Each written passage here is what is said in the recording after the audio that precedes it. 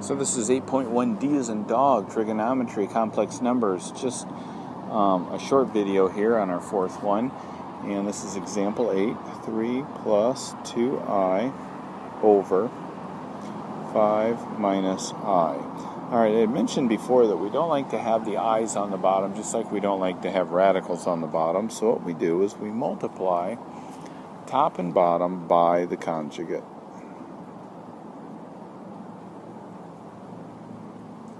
Like that. Okay, so when we do that, what happens is we lose our middle term. So just a reminder, when you multiply by conjugates like this, you square the first term, square the second term, and we put a minus sign between them. So our bottom then is real quick to figure out. It's 25 minus a negative 1 because of the I squared. So that gives me 25 plus 1 is 26. Okay, then we do the FOIL method here on top. First, outside, inside, and last. Okay, 2i plus, or times I would be 2i squared. So I can bring those two together. So I have 15 plus 13i plus 2 times I squared is negative 1. Let's take that and bring it all down here. 15 plus negative 2, or plus 2 times negative 1. So I'm going to multiply that times that. And this is going to be a negative 2. So that'll end up being 13 plus 13i over 26, and we have to split them up.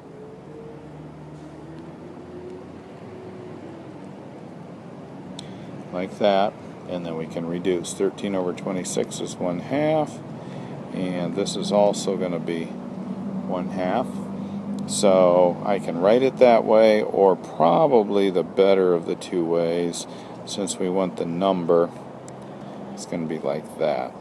So we took 13 over 26, 13 over 26, changed them to 1/2.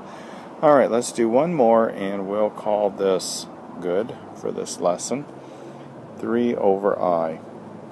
All right, so again, we do not want the I in the bottom, so we multiply top and bottom by the conjugate. And I get negative 3i over negative I squared. Okay, taking kind of the long way here.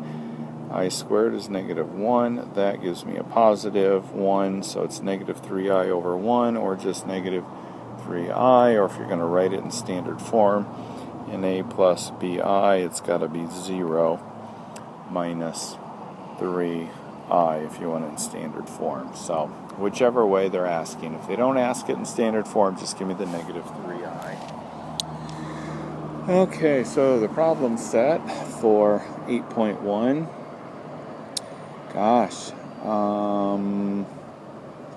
7 through 16 is silly, 17 through 24, you're just writing it as the product of a real number and I, so like 19. You're going to write it as I times the square root of 10. And that's it. You just pulled the negative sign out. And the key thing there, again, remember, that is what you want to do first, is pull that doggone negative sign out. Make the radical a positive before you start combining anything. 25 to 36 is just like example number, oh goodness, which one was that? Example 3, as well as example 2. So shouldn't have any trouble with those. 37 to 48, you're just simplifying. Let's look at one of these while we're on here, and see if I can kind of give you some pointers maybe on how to do these. So let's look at one like 41.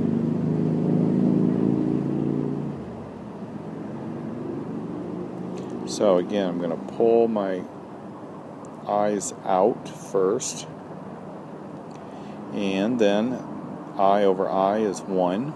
And then I can change this to 30 over 10, which is going to be the square root of 3 for 41. So don't forget to do this cool little trick here if you can. If you look at this and go, oh, 30 over 10, that can reduce to a whole number, go ahead and do that. You can do it as the square root of 30 over the square root of 10, then multiply by the square root of 10 or the square root of 10 and get the square root of 300 over 10, and then get 10 square root of 3 over 10, cancel, and get the same answer. But why? Either way is right. It's just one takes more time than the other, and one seems to come to your mind faster than the other. So whichever way, 49 to 56, you're just combining things. Just remember, if you have a negative in front of a grouping symbol, parentheses, change the sign of everything inside the parentheses, such as number 51.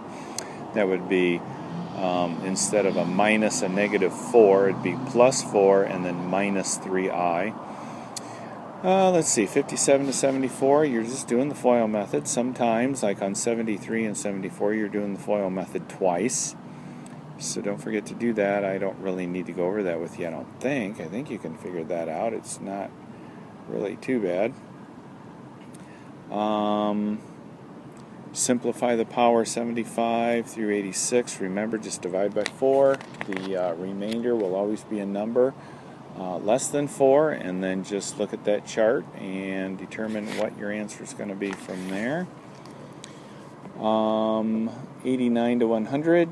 You're just going to multiply by a conjugate in order to get rid of the I in the denominator. So that's it for lesson 8.1.